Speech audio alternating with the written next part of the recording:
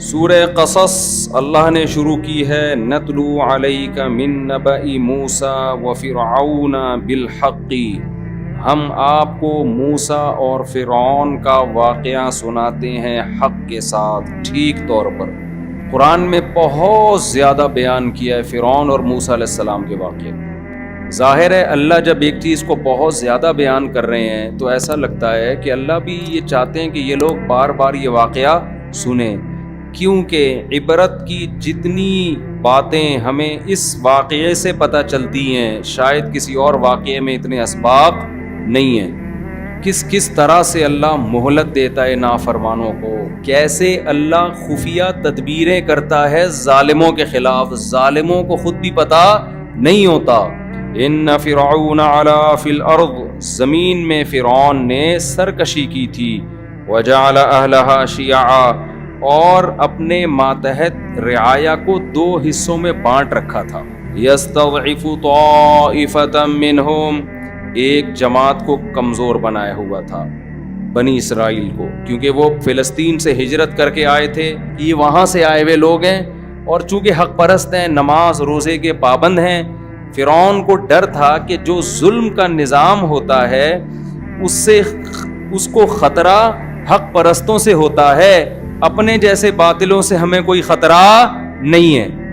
تو اللہ تعالیٰ فرماتے ہیں کہ فرعون نے کیا کیا تھا، یستضعف، دو حصوں میں ڈیوائیڈ کر رکھا، اتنا ظلم کہ اس کو جب خطرہ ہوا کہ نسل ان کی بہت تیزی سے بڑھ رہی ہے، فرعون نے کیا کرنا شروع کیا، نسل کم کرنے کے لیے نا، کیونکہ اس کو پتا تھا، اتنی سینس فرعون میں بھی تھی کہ جس قوم کا گروتھ ریشو بڑھتا ہے پاورفل وہی ہوتی ہے۔ تو فرعون نے کیا کیا، اب تو فرعون تو سیدھا اس نے کیا کیا، بھائی پیدا ہونے سے تو روک نہیں سکتے ہم، یہ ٹائم پہ شادیاں بھی کرتے ہیں، ان کے مذہب میں شادیاں بھی زیادہ تھیں، بنی اسرائیل میں 4 سے زیادہ شادیاں الاؤ تھی حضرت موسیٰ کے مذہب میں۔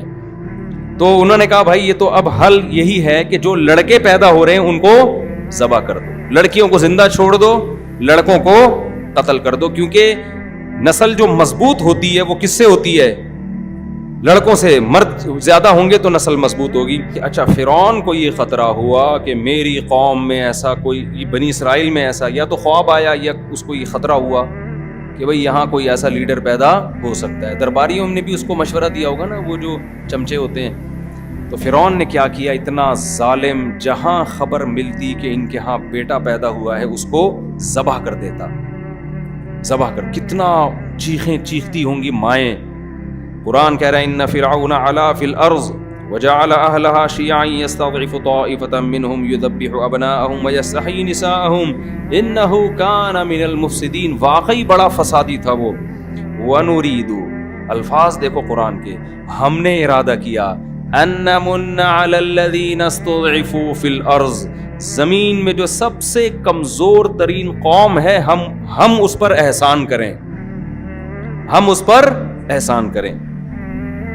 وَنَجْعَلَهُمْ أَئِمَّةً، اے اللہ کیا احسان کرے گا اس قوم پہ، ظلم سے بچا لے گا، یہ یہاں سے بھاگنے میں کامیاب ہو جائیں گے، یا فرعون کے دل میں کچھ رحم آئے گا، یہی ہو جائے گا نا؟ نا، اللہ کہتے ہیں ہم نے سوچا کہ ہم کایا پلٹ دیں۔ نَجْعَلَهُمْ أَئِمَّةً، زمین کا امام ان کو بنا دیں، ہم حکومت کس کو دے دیں، ان کے ہاتھ میں حکومت آ جائے، اور زمین صرف حکومت نہیں، زمین کی باغ ڈور، مضبوط خلافت، مضبوط حکومت اس کمزور ترین قوم کے پاس آ جائے۔ وَنُمَكِّنَ لَهُمْ فِي الْأَرْضِ، اور زمین میں ہم ان کو مضبوط ٹھکانہ دے دیں۔ وَنُمَكِّن، تمکین کہتے ہیں مضبوط ٹھکانہ، ایسی پاورفل حکومت کے اپوزیشن کا کوئی خطرہ ہو ہی نہیں۔ وَنُمَكِّنَ لَهُمْ فِي الْأَرْضِ وَنُرِيَ فِرْعَوْنَ وَهَامَانَ وَجُنُودَهُمَا، اور ہم نے ارادہ کیا کہ ہم فرعون اور حامان، جو اس کا سب سے بڑا چمچا وزیر تھا، وہ اور ان کا جو لشکر تھا، ان کی جو فوج تھی جو ظالم تھی، ہم ان کو دکھا دیں ما کانوا یحذرون، جس چیز سے وہ ڈر رہے تھے کہ ایسا نہ ہو جائے گا۔ تو ہم نے کہا ہم ایسا کر کے دکھائیں گے۔ کیسے اللہ نے انتظام کیا، موسیٰ کی وجہ سے ان کی ماں کی بھی عظمت بڑھ گئی۔ فَإِذَا خِفْتِ عَلَيْهِ، اے موسیٰ کی ماں، جب تجھے موسیٰ پر خطرہ ہو کہ فرعونی آئیں گے اور اس کو ذبح کر دیں گے، فَأَلْقِيهِ فِي الْيَمِّ، تو اس کو دریا کی موجوں کے حوالے کر دینا۔ وَلَا تَخَافِي وَلَا تَحْزَنِي، خوف نہ کرنا، غم نہ کرنا، انا رادوہ الیکی، انا رادوہ الیکی، ہم اسے تیری طرف لوٹا کر چھوڑیں گے. ڈالے گی کہاں؟ دریا میں، لیکن ہم اسے تیری طرف لوٹا کر چھوڑیں گے. وجاعلوہ من المرسلین، اور صرف ایسا نہیں ہے کہ اس کو زندہ بچا کے تیری گود میں پہنچائیں گے، بلکہ ہم اسے پیغمبروں کی جماعت میں شامل کریں گے. تو قرآن کہتا ہے فَالْتَقَطَهُ آلُ فِرْعَوْنَ، اللہ کی قدرت صندوق میں بند کر کے بچے کو دریا کی موجوں کے حوالے کیا، اور جس سے بچانا چاہتے تھے وہ صندوق اسی کے محل میں پہنچ گیا.